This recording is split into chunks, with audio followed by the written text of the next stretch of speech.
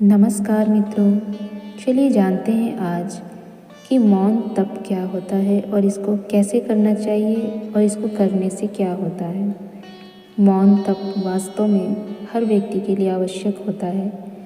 समझने का प्रयास करते हैं इसको। मौन से शक्तियों का क्षरण रुकता है, आत्मबल एवं संयम बढ़ता है, दैवी तत्वों की वृद्धि होती है, चित्त की एकाग्रता बढ़ती है, शांति का प्रादुर्भाव होता है।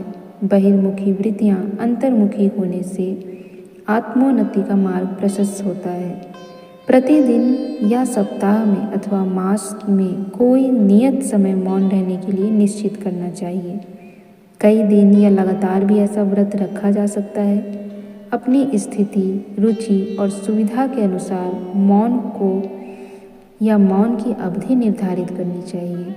मौन काल का अधिकांश भाग एकांत में स्वाध्याय अथवा ब्रह्म चिंतन में व्यतीत करना चाहिए। यानी कि जब हम मौन होते हैं तो हमारी शक्तियाँ, आंतरिक शक्तियाँ जागृत होने लगती हैं और हमारे आत्मोन्नति का मार्ग प्रशस्त होने लगता है। यह मौन आप प्रतिदिन के अभ्यास में भी कर सकते हैं। यानी कि प्रतिदिन आप 1 घंटे का समय, आधे घंटे का समय अपनी सुविधा के अनुसार निकाल लीजिए कि इतने समय तक मुझे मौन रहना है, और उस अवधि में आप या तो भगवान का चिंतन कीजिए या फिर कोई आध्यात्मिक पुस्तक पढ़िए। तब आपके मौन का लाभ आपको मिलेगा। और यह मौन कई बार हम कई दिनों तक भी करते हैं, एक तपश्चर्या के हिसाब से भी करते हैं। जैसे 5 दिनों की मौन साधना हो गई, या फिर बौद्ध धर्म की जो 10 दिनों की विपश्यना साधना होती है। तो इस प्रकार से आप एक समय निर्धारित कर सकते हैं अपनी सुविधा के अनुसार से, आपके पास कितना समय है उसके हिसाब से।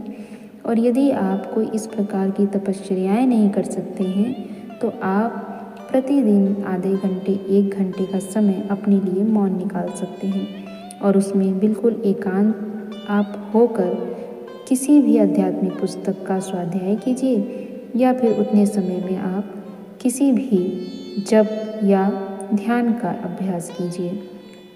तब आपको कुछ दिनों में स्वयं में फ़र्क समझ में आने लगेगा। तो यह थी मौन तप। ऐसे ही छोटे छोटे और ज्ञानवर्धक बहुत सारी तपस्याओं के बारे में, तप के बारे में आपको हम बताते रहेंगे।